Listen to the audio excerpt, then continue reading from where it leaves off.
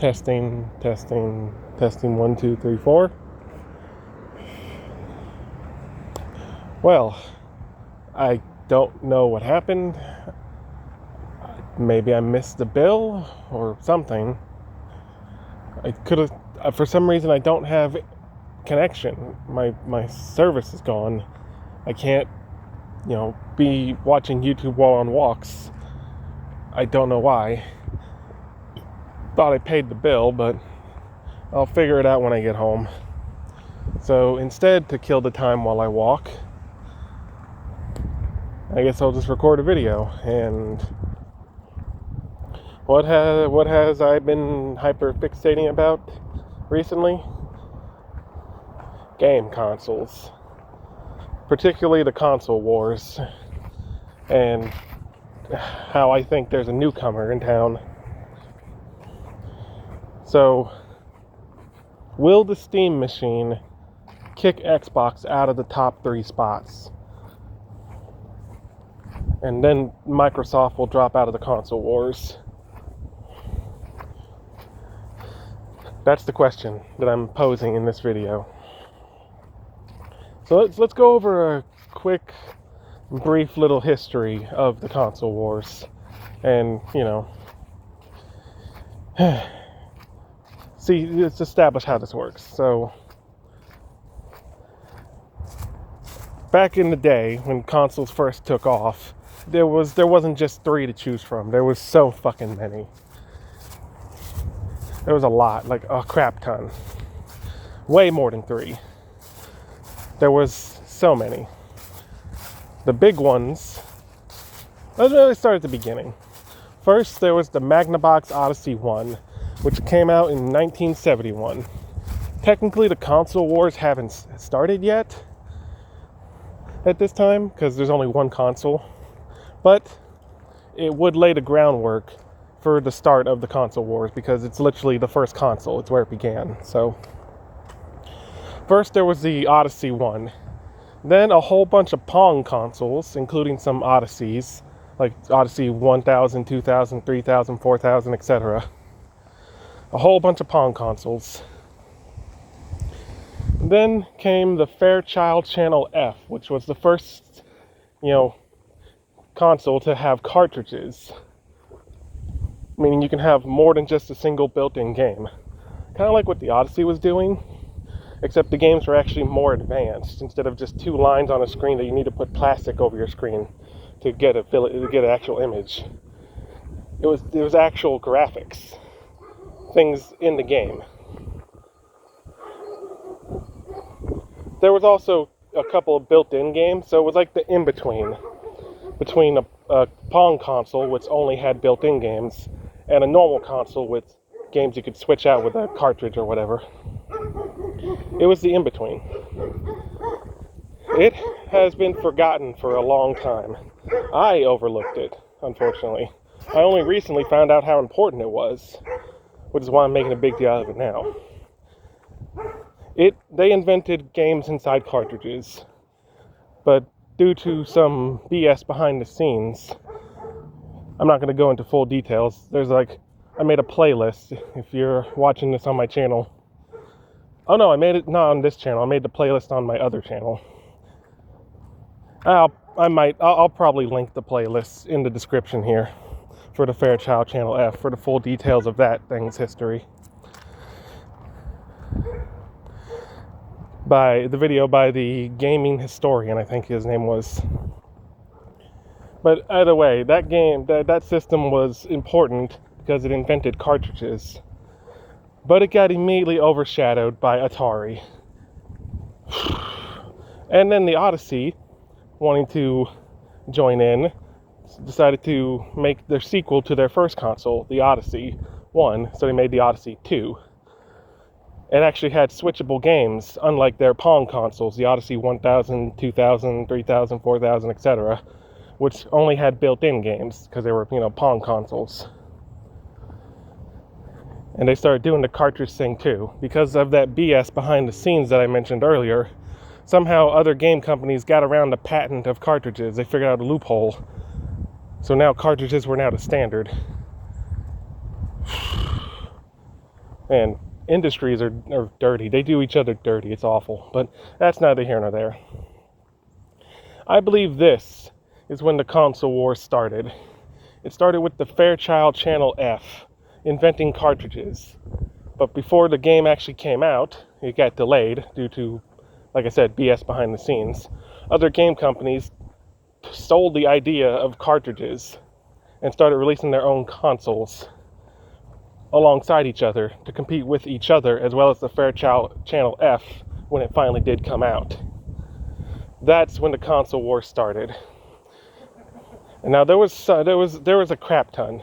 Nowadays we got the main three, but back then there was so many. But I'm gonna narrow it down to the main five. So the first wave of the console wars had the Atari 2600, the definitive winner of the era. Then we had obviously the Fairchild Channel F.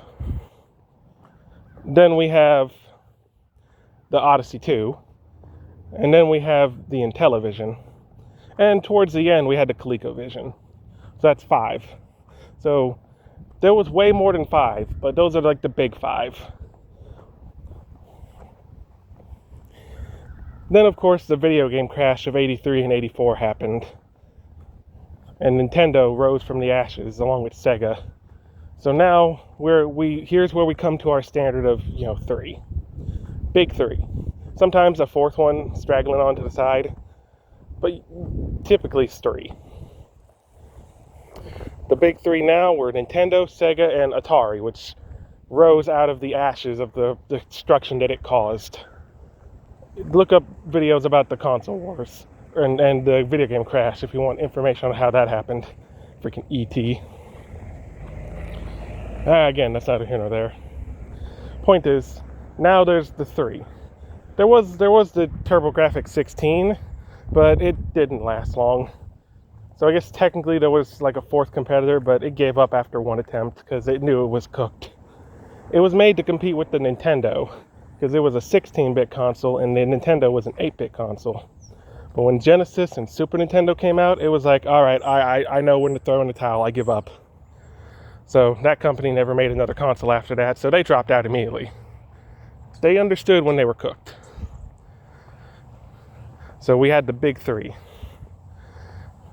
But then, in the early 90s, like 1992, 93-ish, Atari made their biggest flop. They released the Atari Jaguar and then later released the Jaguar CD. Flop. It ruined them. The company still exists. Now, for years after this, they mostly did plug-and-play games, which is just like Pong consoles. It's just built-in games. But those don't count. So they are out of the console wars. Atari started the console wars and then lost the war they started and stepped down. It's a shame. But they kind of did it to themselves. So now there's a power gap, there's a power vacuum. So who's going to take the spot now? There was the 3DO, which tried to compete, even trash-talked the Super Nintendo and the Sega Genesis, but it was too dang expensive. Keep that point in mind. That's going to come back into the conversation later. It was too damn expensive. No one could afford it. No one wanted to give it a try. Even people who could afford it, like obviously some people bought it. But a lot of the people who could afford it said, I don't want to be a guinea pig, being a test subject. I'm just going to stick to the consoles I know. So the 3DO failed. And what did take the third spot in the big 3?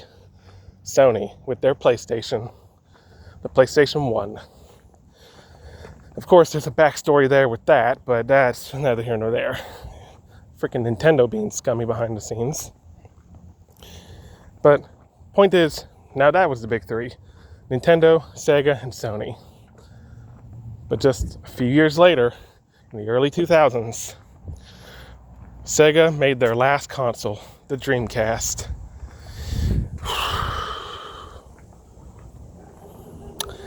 The Dreamcast was a good console, but a couple bad business decisions behind the scenes caused it to fail.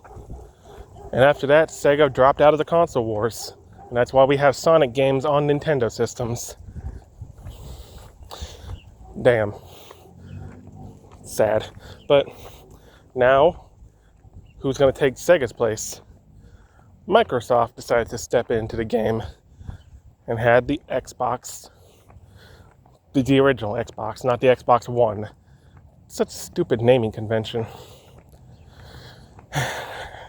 They should have called the one after 360 the 720, but that's neither here nor there.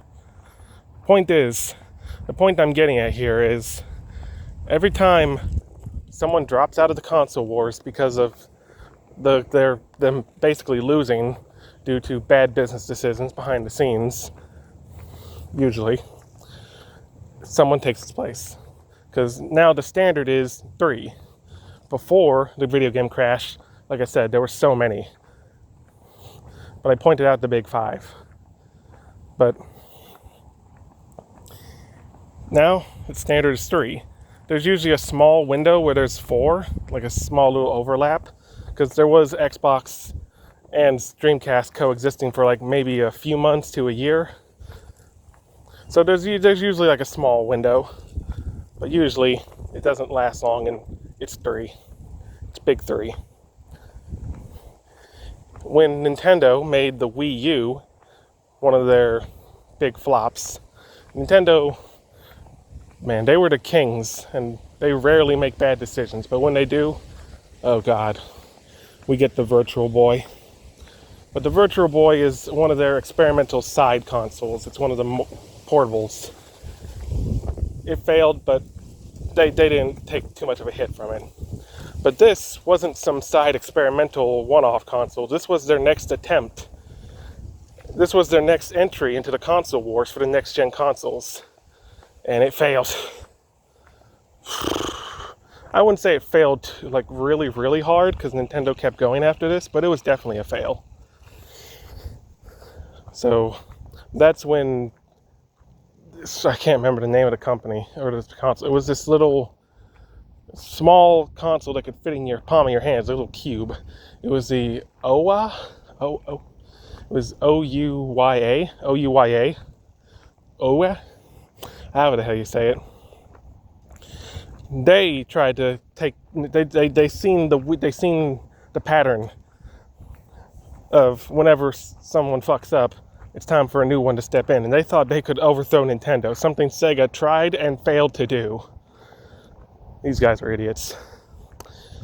They had a Kickstarter to promote their new little thing, and the promotions and the commercials were all terrible. This was not a way to market a freaking product. It failed. What it was be gone with cartridges and CDs. They were going to have, a purely digital game console. All they ended up doing was taking the types of games you would usually find on the App Store and on your phones, those poorly made, crappy games, and just made a version of that you can play on your TV. They had such big ambitions. There were a few good games on there. They weren't all crap. There were some well-made, good games on there, but it was mostly just the same crap you would find on an app store. Not good. There's videos about it. Go look it up. But that failed. It tried to step in and failed. So the big 3 were still Nintendo, Sony, and Microsoft. But now we get into Microsoft. The original Xbox. It was a good system. Nothing wrong with it, to my knowledge, unless I'm missing something. But it was a good first entry into the console wars, and it, gave them a foothold. Made it where they could, stand, They didn't try to step in and then immediately fall back out like others tried in the past. Their console was good enough that it actually worked. They stepped in and they stayed stepped in. They were officially cemented as one of the big 3. Then we have the Xbox 360, which is loved by so many. But I think everyone knows about the infamous red ring of death, and how instead of fixing it, they would just send you a new one. It's like, oh yeah, sorry it red ringed. Here. And they sent you a new one instead of actually fixing it. It's like they didn't even know how to freaking fix it. And the red ring was such a big problem that some people turned against Microsoft and became PlayStation people just because they were tired of red ringing. Of course, PlayStation, like PlayStation 3 and stuff, would have the problem of not working too. James Rolfe, when he bought a PlayStation 3, it stopped working immediately, so he had to buy another one. And he bought a fan for it to keep it cool so it doesn't overheat like the first one did.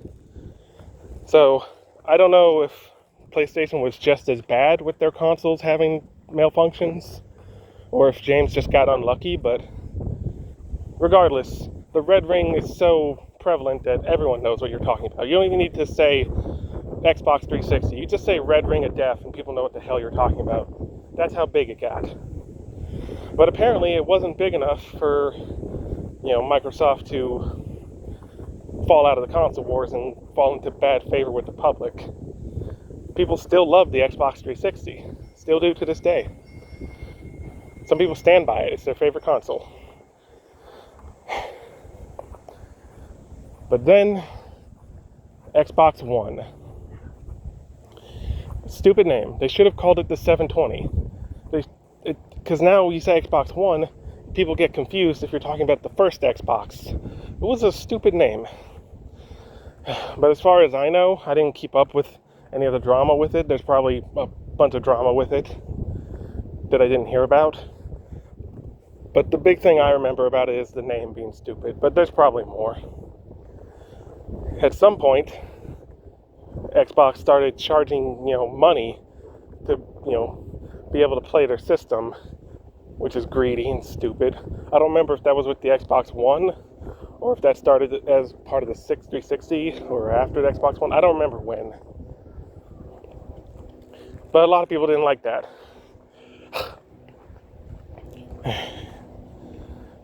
Essentially, greed started to destroy the reputation.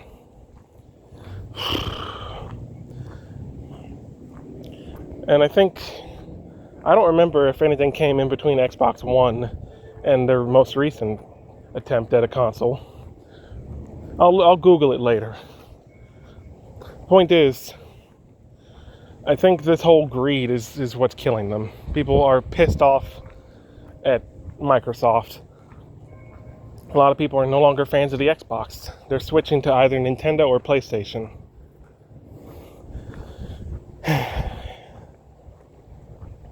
So, their newest console, their last one so far, is actually two consoles. Xbox Series S and Xbox Series X. I don't remember which one is which. I just remember one of them still takes CDs, physical games, and the other one is purely digital.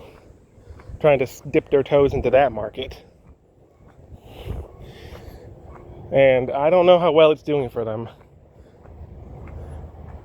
But now we have the Steam machine. Valve's attempt at a console. Steam has been the biggest PC gaming industry for ever. So they're already a big name themselves. Maybe too big to fail. It's just like Nintendo. So of course they would attempt this, because if this doesn't work out, it's not going to hurt their company in the long run. Things will just continue as usual. So of course they're going to attempt this. First they had their Steam Deck, which was a portable game system. And now they're trying to take a step into the console wars, because they see Xbox has a weakness. People are turning on them. People are tired of their shit. Their shitty, company choices have been present since the 360 days. Like I said, instead of just making the Xboxes more stable, they just mail you a new one. Instead of actually fixing the one you sent, or just making the product stronger so it doesn't red ring all the time. Strange decision. Then all the microtransactions and greed and everything. Yeah, people are tired of Xbox. So it's time for them to step down and let the newcomer come in. But my question is, will it work? Because remember what I said earlier about the 3DO? It's expensive. The price was high as hell. And that's why it failed to get a foothold into the console wars. This new Steam engine, it's not a train, it's a game console. The Steam machine, the Valve Steam machine, it's more powerful than a normal console because it's basically a computer turned into a game console. It's a gaming PC made into a game console. So it's like a slightly less powerful PC, but more powerful than any console, to my knowledge. So because of that, it's a bit expensive. My question is though, will that high price ruin it? Will it fail in the console wars because no one wants to buy something that expensive? Or have times changed and people will just buy anything? I mean, freaking idiots buying that sock from freaking Apple. Apple made a freaking sock to carry your phone in, and that's... Hello. Anyway, what was I saying? Oh yeah, so that new stupid sock. $200, almost $300 for fabric. Something you can like make yourself at home if you know how to sew or knit. Or crochet. Or even if you don't know how to do it yourself, you can find the exact same thing, same material, for cheaper, $5 socks, for like a pack of 12. Maybe not even $5, maybe $2. It's so stupid that people are actually buying this crap. People just don't know how to conserve their money or save their money. And especially, not to get too political, but the economy is not good right now. And people are wasting their money like idiots. So, maybe people will buy the Steam machine, even though it's expensive as hell. Because people just are stupid with their money nowadays for some reason. Or maybe perhaps because it's more powerful than other consoles, because it's like a PC, maybe the higher price will actually be somewhat justified, meaning people will be more okay to spend that much money on it. Maybe. Or maybe it'll be a mix of both. Maybe some people will be like, oh, well, of course it's a little bit more expensive, it's more powerful. And that makes it worth the money. And then some people who just don't know how to spend properly are just going to be like, yeah, buy it. Maybe. Or will the high price really be a turnoff and cause it to not succeed in the console wars? This console is, again, a purely digital one. It's basically a way to play PC quality games, but on your TV screen. I mean, this is not related to the topic of the video. I'm just going to say this. I like physical media. Because digital stuff can be taken away with a snap of the fingers. You pay money for something, you buy it on the game store, and then when something happens, the game gets pulled. Either for some reason the company doesn't want to sell it no more, or it's a licensed product and the company that made it lost the rights to the IP, so they got to pull it. Or something else happens behind the scenes and they got to pull it for whatever reason, and it's like gone. Sometimes you can still have your copy, but no one can buy another one ever again. And other times they pull it from you, even though you bought it, paid for it, and now it's gone. And a lot of times they don't even give your money back, which is bullshit. That's a scam. That's why I'm not a huge fan of live service games, because, they can just get abruptly killed online MMOs and games like Friday the 13th the game. RIP that game. Live service games are... I try not to get attached to them. I wish the concept of a game not being able to be played anymore ever again didn't exist.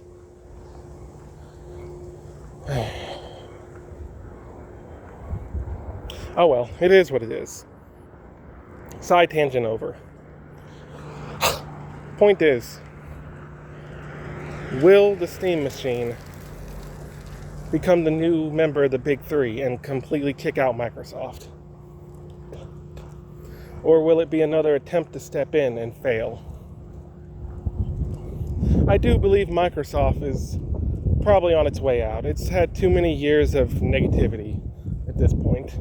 A lot of its fans are turned on it, so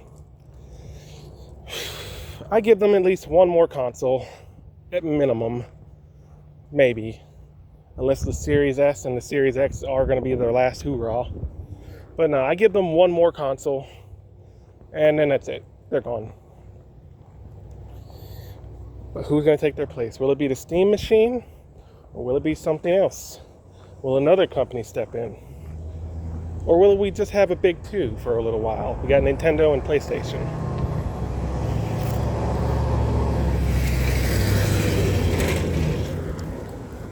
I don't know. This was a very oversimplified history of the console wars. Mainly because I was just trying to get to a point about the Steam machine. This point of the video wasn't the console wars. But it was important to bring up to get to the point I was trying to make. So I left out a whole bunch of consoles. I just mostly talking about companies as opposed to individual consoles. So yeah, maybe I'll do a video on the console wars later and go over each individual console and which one I think succeeded and failed. Because Atari was the first champion, and then Nintendo was the king for so long. Sega tried to overthrow them and failed. They had to drop out of the console wars. So Nintendo seemed like they were never gonna, lose, never gonna fall down. But the GameCube was a mixed. The Wii was a damn success. The Wii U was such a failure. And then they had the Switch, which was good. But then when it came time for the next generation of consoles to roll out, they didn't release one. They just kept going on with the Switch. So I was like, wait, did they drop out? Are they no longer doing console wars? Only for I think it was 10 years after the Switch came out, or almost 10 years, they finally released the Switch 2. I was like, oh, okay, they're not out of the console wars. They just, for some reason, decided to skip one of the waves. I guess because the Switch was so successful, they didn't need to make a new one. And the Switch 2, man, many people, Moist Critical, have talked endlessly about Nintendo as a company and Switch 2 and whatnot. That you can't do anything to it or else they brick it, which is BS. They just don't want people to have fun. They're gatekeeping the way you play the game. If it's online multiplayer and you're using it to cheat, yeah, okay, it's reasonable. Stop them. But if it's single player and it's not hurting no one, what's wrong with people wanting to play the game and mess with the game the way they want to do it? They paid for it, didn't they? Nope, Nintendo is just anti-fun police.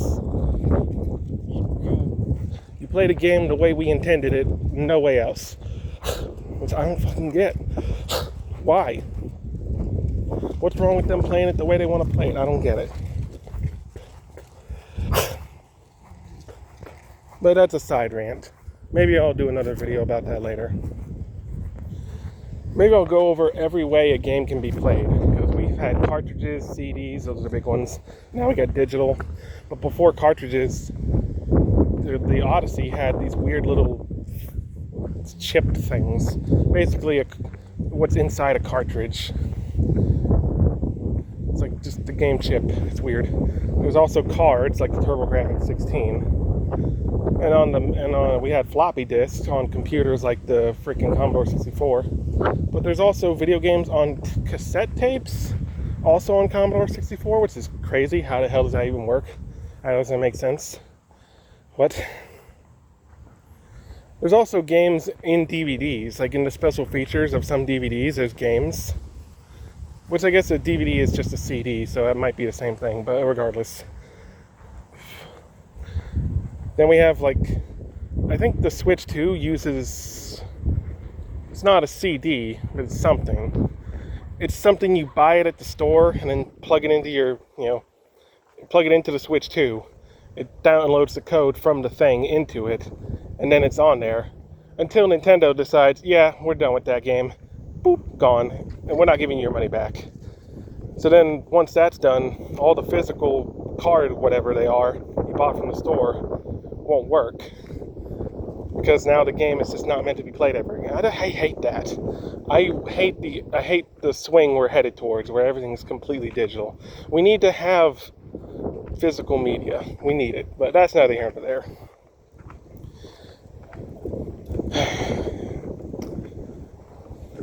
Anyway, I think I'll end this video here. I was going to end it exactly at 30 minutes, but I got distracted. I need to get my point across. So yeah, the question stands. Will the Steam Machine replace Xbox? Or will the Steam Machine be another attempt to step into the console wars and a big failure?